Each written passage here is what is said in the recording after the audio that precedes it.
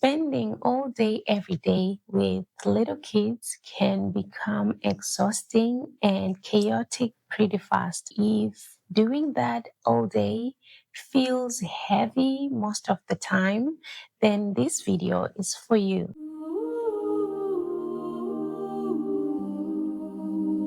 When I talk about simplifying life with kids, I don't mean trying less or caring less, but I mean letting go of the things that drain you and holding on to the things that support your home in a way that moves you closer to harmony and balance in your own home. Motherhood can fill up quickly. I mean, the noise, the needs, the expectations can all become a lot at once.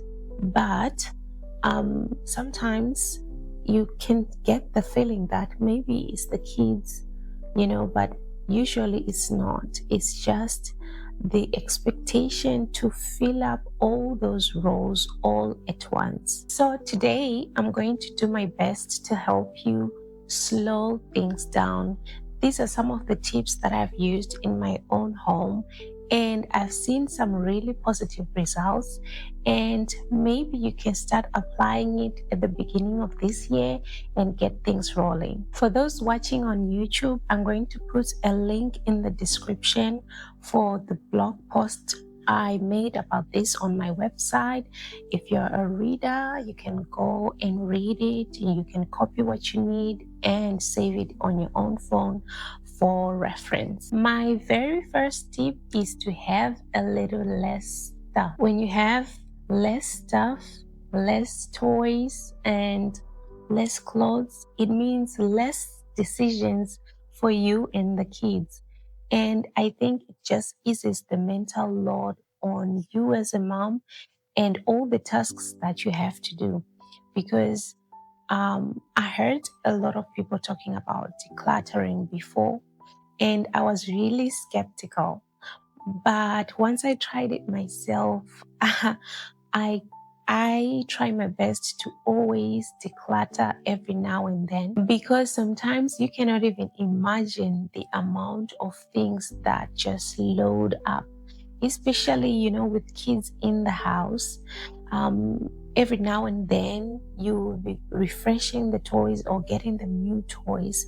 It can pile up really quickly if you're always keeping everything. So it's always good to frequently, maybe monthly or however frequent you think is necessary, to just go through everything, things like clothes and even kitchen stuff. It's really, really easy to just end up with a whole lot of stuff that is sometimes unnecessary, because impulse buying can happen, and sometimes you can actually outgrow the things that you needed before. So it's always good to check and declutter. You can donate or give to your friends that need some of these things, so you are not keeping things that are draining you and making you more busy than you actually need to be. Having less eventually can feel like a deep breath for you, and I promise you, you will not have any regret. If you think that you might end up rethinking some of the things after decluttering, just get it into a box. Choose a huge box or a bag, whatever works for you, and put everything in the bag that you want to declutter, and just keep it somewhere in your house. If you don't think of any of the stuff that you already put away, it means you actually don't need to use, or you don't even need those things in your house in the first place, and then you can commit to donating the things. My next tip is to slow down your morning. This can actually really do wonders for you, because it doesn't matter if you are the mom who wakes up at the same time with your kid or the mom who wakes up earlier, but I find that the pace at which you just respond to things and plan your whole morning really matters, and it determines what the rest of the day is gonna be like for you and your kids in the house. I get that sometimes you don't have a choice. For example, if you're a working mom, if you're a work from home mom or a stay at home working mom, it's a little bit tricky because things have to get done. But even so, you can choose the first few minutes or the first half hour of your day to just be calm and do activities or things that are calming for you and your kids. For others, it could be prayer. For others, it could be journaling. Whatever it is works for you. I find that it is really helpful other than just waking up and getting into productivity right away, because then you are just working the whole day. And because there's always something to do, then you actually find it hard to slow down during the day. The mental load of all of that, I cannot even begin to describe it. So if you're not a morning person and if you cannot get into the habit of waking up earlier before your kids, it's not really a big deal in my opinion, because I think you could still wake up at the same time as your kids and you can do the routine with them. If you find prayer and Bible reading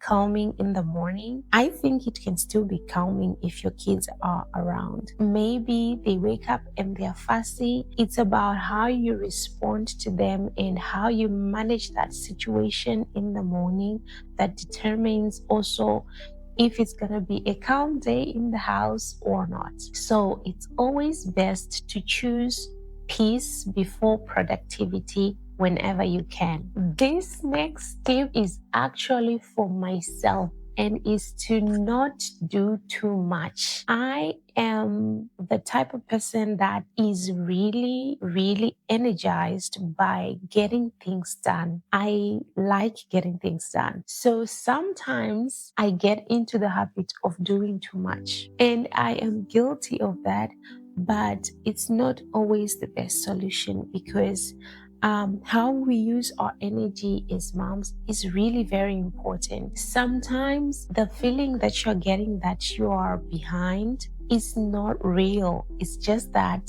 you are tired. And so it's very important to remind ourselves that not everything has to be done today. You don't have to do it all today. And actually, you cannot. So if you keep it in your mind that it's okay to not have everything all done today, then if you have a load of laundry that is waiting, it's not going to bother you in your mind, because the problem is sometimes it's not about the task not being done. It is about the weight of that task not being done on our brains, in our minds as moms. Then you are just like, let me just do it, because if I don't do it, it's gonna bother me. So it's better to deal with that mindset so that you are not just always doing something. Because if you are exhausted, then it's very difficult to be calm. It's very difficult to deal with your kids in the way that you are supposed to. Overall, as a mom, you set the tone in the house. So I'm not saying be lazy, let everything go, but I'm saying do what you can. Do what you can. If you can get help, get some help, but don't overexhaust yourself just to make sure everything's always looking perfect, because that is actually not realistic, especially if you have little kids in your house. Okay, my next tip is one of my favorites, and is to do more things together with your kids. When I discovered the joy of this, I was so happy, because everybody's happy. You know, toddlers just love to help. They want to help you with everything. And you can either see that as a burden and something that has to be dealt with, like you have to find something else for them to do whilst you're doing the dishes or whilst you're doing the laundry. Or you can actually invite them and let them help. You don't expect them to do it perfectly, and that's fine. That's the whole point. They're supposed to slow you down anyway. I think I posted something about this on my Instagram page. By the way, if you're not following me on my Instagram yet, you're gonna find my handle somewhere on the screen, and please do follow. I do more vlog style things on there, so if that's your style, you might find it more interesting. But as I was saying, invite your kids into the chores that you have to do daily. Let's say you are doing laundry. Your toddler can help carry, 2 or 3 pieces of clothing into the washing machine. Or if you are cooking, your toddler could be washing some of the vegetables or whatever it is, right next to you. If you get them a step stool or something like that to level them up so that they feel like they are part of the process, I think you will find that it is really helpful for your relationship with them and even for their own independence. So at the same time, you're building skills and connection. It's not about how it's done, and it doesn't have to be done perfectly, but it's really, really helpful. Try it. Tip number 5 is to get outside as often as you can. My heart bleeds as I am saying this because right now we are in winter and it's really, really cold. But I am really trying my best. And sometimes it's really difficult to go outside. I don't want to lie. But if your intention is to go out in the first place, you will find that you will go out more times than you would if it was never your intention to begin with. So getting outside is good for fresh air, vitamin D. The kids can run around freely, and when they come back, nap time is so much easier because they are already tired, and it just helps them be more balanced. So I cannot stress this enough. And I am one to always talk about this because before I really, really struggled with this. When I was just a new mom, I could not understand how people were going outside with their newborns. It was really, really hard for me because I've been an introvert for the biggest part of my life. Becoming a mom meant I had to come out of that shell to be this person who's going out a lot for the benefit of my baby. And I'm glad that I finally did it. And I have no regrets. I have no regrets. You don't even have to do something special or go anywhere special. Just in your backyard, if you have one, or just around your community, just take a walk. You will feel so much better when you come back. And even whilst you're outside, it is relaxing and you don't need a plan. Just put on jackets or whatever you need and head on outside. My next tip is something that I learned in 2025, and it's something that became a real lifesaver, and it is to keep meals simple. Simple food saves time, money, and mental energy. There's this idea that I had that, kids get bored really quickly of the food. And sometimes they do, like if it's too repetitive, like if they have the same thing for breakfast, lunch, and dinner, obviously they're not going to want to eat it. But you can make a meal in bulk on Monday and they can still eat it on Thursday and find it so delicious still. So it doesn't mean that every meal every day has to be something new, something special, or something elaborate. And I think I mentioned on my Instagram about snacks because in our house, we mostly snack on fruit. And it is so easy to prepare obviously, and just cut up fruit and hand it to them. And snack time is done. It doesn't have to be all these from scratch things. But if you do have the time and if you enjoy it, then for sure, I mean, be my guest. But if you are in a space that you're finding that you're feeling drained from doing too much, and you are in a space where making meals is a stressful thing for you, then consider just simplifying how you're preparing your meals, or even making meals in bulk and freezing some of it, because the stress of cooking starts from preparation itself. Just the thought of thinking, what am I gonna cook today?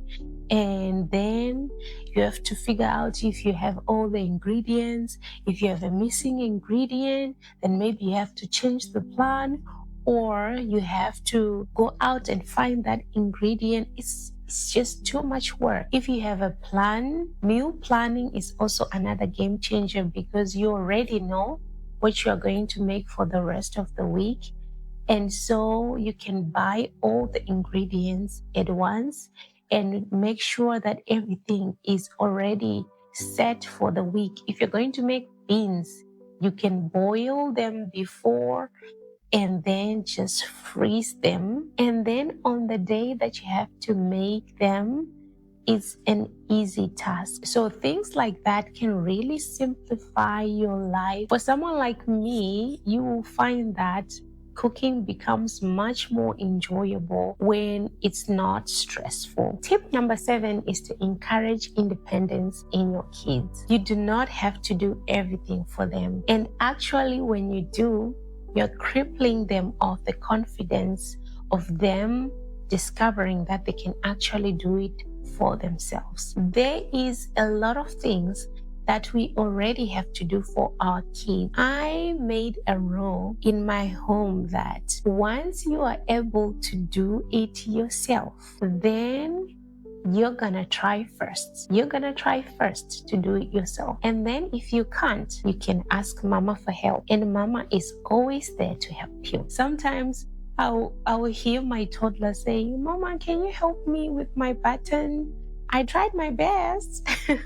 And then I'm like, sure, fine. Like, I can help you. But he is proud of having put in the effort to do it himself. Actually, if you have a toddler, you know how much they're actually fighting and battling with you to do these things themselves. So if you give them the opportunity to actually try and to teach them early about dressing themselves, undressing themselves, and things like that, eating by themselves, then it's gonna be so much easier for you and more enjoyable for them to just do life, because they watch you do these things by yourself and they are eager. They also want to do these things themselves. So small independence helps build confidence for them and for you. Okay, tip number 8, let's not forget about the mess. The mess can load up and really make some people like me very unhappy. So my tip is to tidy a little bit every day. When you do a small daily reset every day, even just 10 to 15 minutes to just reset a certain space or area in your home, can go in a long way to reducing the overwhelm that you will feel if everything is all messed up at once. A good rule of thumb is to just do it at the end of the day, because you know, with little kids, you fix an area up, the next thing is they're messing it up. And if you don't want to get frustrated by that, and if your kids are in that phase, you could just wait until the end of the day and then pick it all up. You will see a huge difference even in the next morning, because remember, we talked about slowing down your mornings.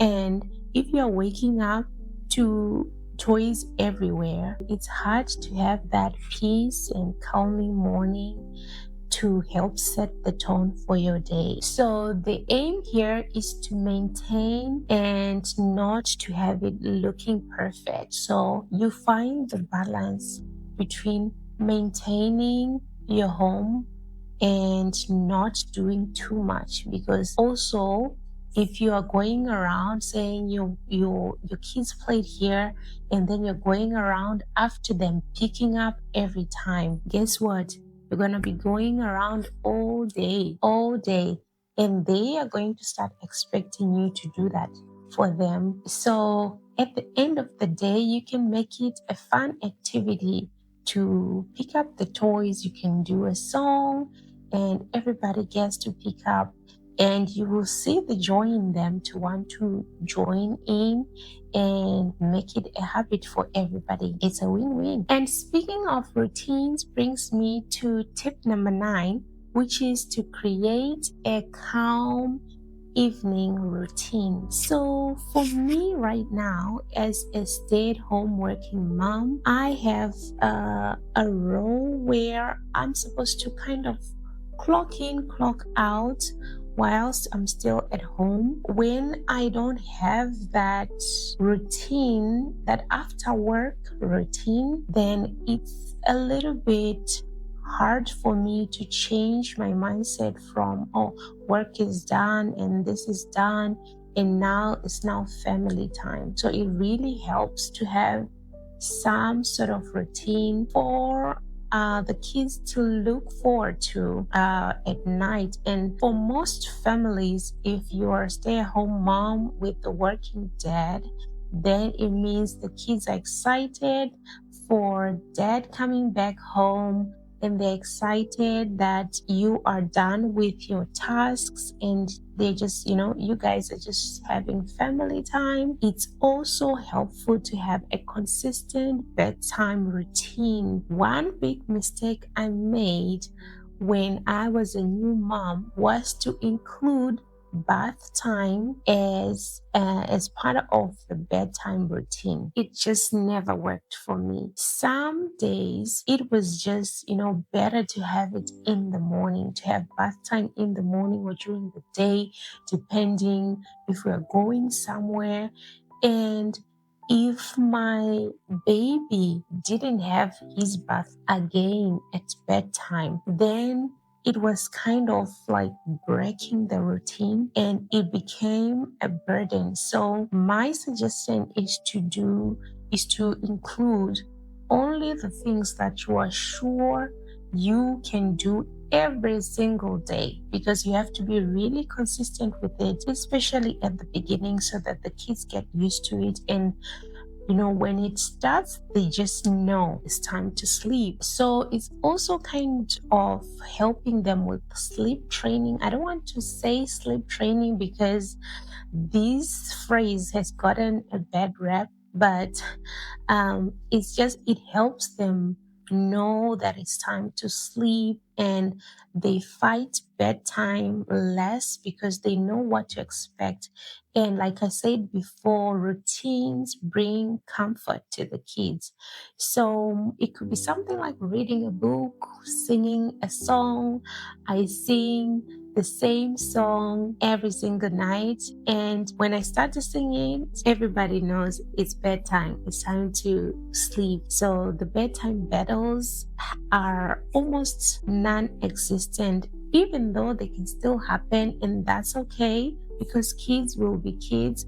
But for the majority of the time, you will find that they are much more calm getting into that evening routine. And it's also great because evenings set up tomorrow. So if you're coming into your evening and you have your own bedtime on time, then it means you're gonna have the morning that you are planning to have. And it's not just chaos and random things happening all the time. That will help you feel more calm as a mom and feel way more organized. And finally, tip number 10 is to spend a little less. If you are living in a place where online purchasing of things is so convenient. It is so easy to get into the habit of always buying things. And nowadays, things get delivered so quickly, and it can easily become a loop of always buying and buying small, tiny items that really we don't really need. Even if you can afford all that, just having more stuff is gonna give you more things to do, more things to organize, more clothes to fold, because it's just a lot of it. Buying things can feel good in the moment, but later it can add a lot of unnecessary pressure to you financially and even time-wise, because now you have a lot more things to organize and things pile up so quickly, and before you know it, your whole space is full of clutter and you're just having to declutter way too often than you need to. It's just becomes a cycle of waste. And what that does is sometimes you may feel like, oh, it's not much, it's just a little bit here and a little bit there, but it adds up and it adds a strain to your finances in some sort of way. When you're a single income family, every dollar is valuable because, it's different from if both mom and dad are working. But if you're a stay-at-home mom, then it means your partner is going to work and you are at home. And maybe you're working from home or you are freelancing or you have your business. It's still helpful if you are careful about how you're spending your money. So, of course, I have a bonus tip, and it is the most important tip of all, and it is to pray and ask God for strength to implement any of these strategies that you feel like could be useful to you, and actually be consistent with them, because you could do this for a week or two and you might not see the changes and the shifts as much as if you do it consistently. So that brings me to the end of the video. I hope that this video was useful to you. Let's continue the conversation in the comments. This cannot be all. I know that there are veteran moms out there who have a lot more tips to share. So whatever tip that has been working for you, mama, please write it down in the comments. We all want to learn. Whether you're watching on YouTube or listening in on Spotify, be sure to like and subscribe. And do turn on the notification bell so you do not miss any future videos. My goal is to release a new video for you every week. So I hope to see you in my next video.